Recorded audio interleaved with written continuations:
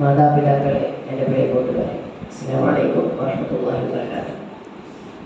സമൂഹ മാധ്യമങ്ങൾ കുട്ടികളിൽ വരുത്തുന്ന മാറ്റങ്ങൾ എന്ന വിഷയത്തെക്കുറിച്ച് ഏതാനും വാക്കുകൾ നിങ്ങളുമായി സംസാരിക്കാൻ ഞാൻ ആഗ്രഹിക്കുന്നു. ഫേസ്ബുക്ക്, ഇൻസ്റ്റഗ്രാം, ട്വിറ്റർ, യൂട്യൂബ് മുതലായവയാണല്ലോ നമുക്ക് പരിചിതമായ സോഷ്യൽ മീഡിയ പ്ലാറ്റ്ഫോമുകൾ. ഖുർആനിലെ 96-ാം സൂറത്തുൽ അലഖാണ് അറിവ് നേടുന്നതിനെ പറ്റി പറയുന്ന സൂറത്ത്. അറിവ് നേടുന്നതിൻ്റെയും പഠനത്തിൻ്റെയും പ്രാധാന്യത്തെക്കുറിച്ച് തുടങ്ങുന്ന നിന്നെ സൃഷ്ടിച്ച നിന്റെ നാഥന്റെ നാമത്തിൽ നീ വായിക്കുക എന്ന കൽപ്പനയോടെയാണ് ഈ സൂറത്ത് തുടങ്ങുന്നത്.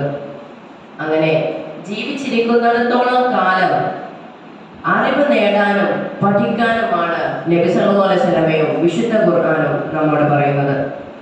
ഇന്ന് എല്ലാ ദിവസവും ഉപയോഗിക്കുന്ന ഒരു ഉപകരണമാണല്ലോ മൊബൈൽ ഫോൺ. എല്ലാവർക്കും പ്രിയപ്പെട്ട ഒരു ഉപകരണം കൂടിയാണ് മൊബൈൽ ഫോൺ. നല്ല കാര്യങ്ങൾക്ക് വേണ്ടി സോഷ്യൽ മീഡിയ ഉപയോഗിക്കുന്നതിൽ ഒരു തെറ്റുമില്ല.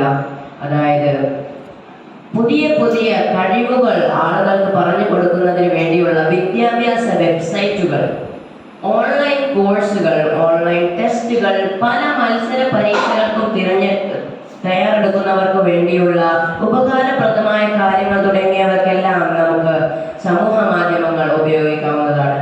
മാത്രമല്ല, നമ്മുടെ രാജ്യത്തിൽ ഇരുന്നുകൊണ്ട് തന്നെ അമേരിക്കയിലൊക്കെ നടക്കുന്ന ഒരു പ്രഭാഷണത്തിൽ നമുക്ക് പങ്കെടുക്കാം. ലോകത്ത് നടന്നുകൊണ്ടിരിക്കുന്ന കാര്യങ്ങളെ കുറിച്ച് അപ്ഡേറ്റഡ് ആയിക്കൊണ്ടിരിക്കുക. സുഹൃത്തുക്കളും ബന്ധുക്കളും നമ്മുടെ പലരും വിദേശത്തുണ്ടാകും. അവരുമായി സംസാരിക്കുക തുടങ്ങിയ ഒരുപാട് ഉപകാരപ്രദമായ കാര്യങ്ങൾ സോഷ്യൽ മീഡിയയിലൂടെ നമുക്ക് ചെയ്യാൻ കഴിയും. എന്നാൽ നിയന്ത്രണമില്ലാത്ത സോഷ്യൽ മീഡിയ ഉപയോഗം ഗുരുതരമായ പ്രയാസങ്ങൾക്ക് കാരണമാകും എന്നും നാം പ്രത്യേകം ശ്രദ്ധിക്കേണ്ട ഒരു കാര്യം കൂടിയാണ്. 2024 ജനുവരിയിലെ ഒരു കണക്കനുസരിച്ച് ഇന്ത്യയിൽ മാത്രം 462 ദശലക്ഷം പേരാണ് സോഷ്യൽ മീഡിയയിലുള്ളത്. ഇതിന്റെ അമിത ഉപയോഗം നമ്മുടെ വ്യക്തിത്വത്തെയും വിദ്യാഭ്യാസത്തെയും സാമൂഹിക ജീവിതത്തെയും ഗുരുതരമായി ബാധിക്കും. ഇതിന്റെ അമിത ഉപയോഗം ഏറ്റവും കൂടുതൽ കവർന്നെടുക്കുന്നത് നമ്മുടെ സമയത്തെയാണ്. ഒരു വീഡിയോ നമ്മൾ കാണാൻ തുടങ്ങിയാൽ പിന്നെ അതിന് പുറമെ മറ്റൊരു വീഡിയോ, അങ്ങനെ പലരുടെയും വീഡിയോകൾ നമ്മൾ കാണാൻ തുടങ്ങും.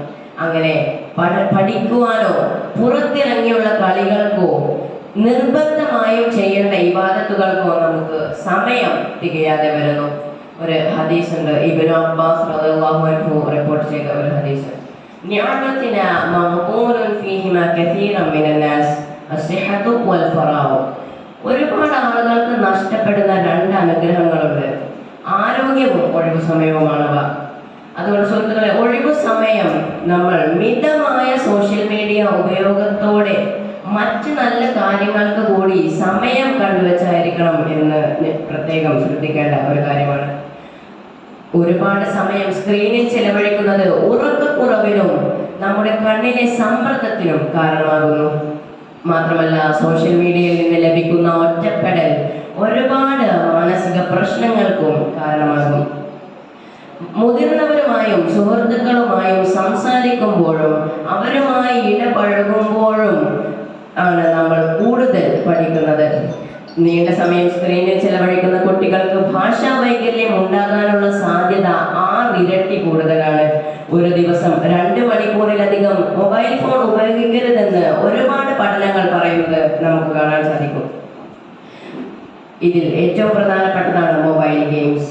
ഇതിന് ഒരു തവണ അടിമപ്പെട്ട് കഴിഞ്ഞാൽ അതിൽ നിന്ന് മോചിതമാകുക അത്ര എളുപ്പമല്ല. അതുകൊണ്ട് സോഷ്യൽ മീഡിയ നിയന്ത്രിച്ച് ഉപയോഗിക്കാൻ പഠിച്ചാൽ നാം വിജയിച്ചു. ഇനി എൻ്റെ വീട്ടിലെ ഒരു അനുഭവം ഞാൻ നിങ്ങളുമായി പങ്കുവെക്കാം.